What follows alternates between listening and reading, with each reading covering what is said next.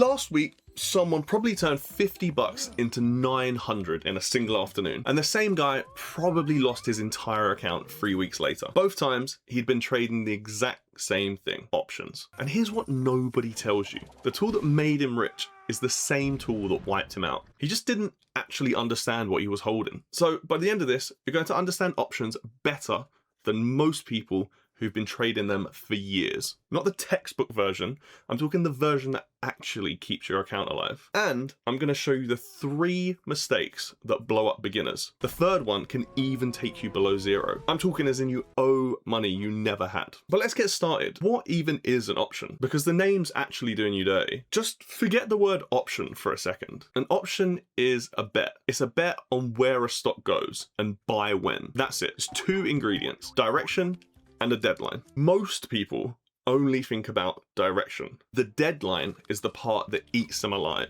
So hold on to that thought. So let's make it real. One example all the way through. Say there's a stock trading at $100. Let's call it Bull Corp. You think it's going up, and not someday in the future. You think it's happening soon. You could buy the shares. 100 shares cost you 10 grand. That's a lot of cash to bet on a hunch. Or you buy a call option. So a call is a contract. It gives you the right to buy that stock at a set price before a set date. So you buy a call at the $100 strike. It costs you, let's say, 300 bucks. 300, not 10,000, but it's the same upside if you're right.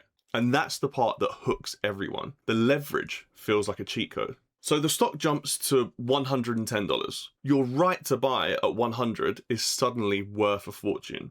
That $300 call might now be worth 1,000. You tripled your money on a 10% move. That's the magic. Now you can see why people get addicted. But the magic does have a dark twin. Here's the first thing that doesn't add up. The stock can go up and you can still lose money, okay? Listen to that again. But how? It's because of the deadline. Remember the deadline. Your option doesn't just need the stock to rise, it needs it to rise fast enough. Every single day that passes, your option loses a little value, even if nothing happens, even while you sleep. This is called time decay, and it is brutal. Think of your option like an ice cube. You're holding it and hoping the price moves, but the whole time it's melting little by little in your hand. And the closer you get to that deadline, the faster it melts. And in the last week, it pours. So you can be right about the direction, sit there waiting, and watch your bet evaporate away anyway. Right idea, just dead wrong on the timing. So that's mistake number 1, buying options and forgetting that they're on a clock. But it gets worse. And it gets worse because of how beginners try to fix this problem. The call I described cost $300. New traders look at that and think, too expensive. So they go hunting for cheaper. And they find it. Way out past the current price, there are options that cost almost nothing. 5 bucks, 10 bucks. These are the lottery tickets. Way out of the money, as the pros say. For that to pay off, the stock can't just move, it has to explode. A huge move in your direction before the clocks run out. And here's the trap. They're cheap for a reason. The market is telling you right there in the price that this almost never happens. If you buy enough of these, you will occasionally hit one. You'll screenshot it, you'll send it to your friends, you'll feel like a genius. Then you'll buy 100 more chasing that feeling and they'll all expire worthless. The maths always catches up. That's mistake number 2, treating cheap, far out options like scratch cards. And now's the part where most beginner videos stop. But this next part is the one that actually ends people. Everything so far, you were the buyer. You paid the 300.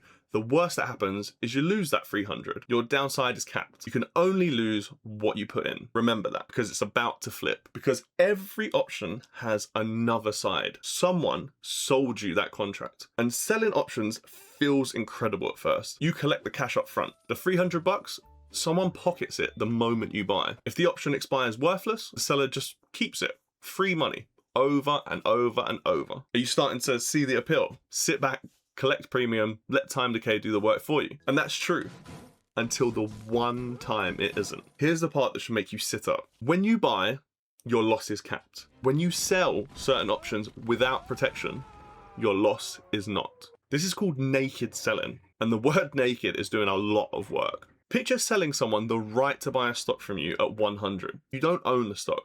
you just collected the premium. The stock rockets to 150. Now you're forced to deliver shares at 100 that you have to go and buy at 150. That loss isn't capped at 300. It can be thousands. It can be more than your entire account. That's how someone goes below zero. They sold something with unlimited downside to collect a tiny bit of premium. Mistake number 3, and it's the one that doesn't just lose your money, it puts you in debt. So now let's tie this together because the whole picture finally clicks. An option is just a bet on direction and time. 2 ingredients: calls bet up, puts, which work the exact same way in reverse, bet down. Same rules, same clock, same ice cube melting. The leverage is real. $300 controlling what 10,000 would. That's the part that pulls you in. But that leverage cuts both ways. The things that triple your money can vaporize it just as fast. Time decay melts the buyer. Lottery tickets bleed you slowly. Naked selling can bury you completely. And that guy from the start, 50 into 900, he didn't get rich because options are magic. He got lucky on direction and time at the same moment. 3 weeks later, the exact same bet, the clock ran out before he was right. Same tool, same trader, opposite result. The difference between the two was never the option. It was whether he understood what he was holding. And now you do. You're already ahead of the version of you that clicked on this 5 minutes ago. You don't need to trade anything tomorrow. The smartest move right now is to keep learning until this feels obvious and not exciting. Because the people who survive options aren't the boldest. They're the ones who actually understood the bet before they made it.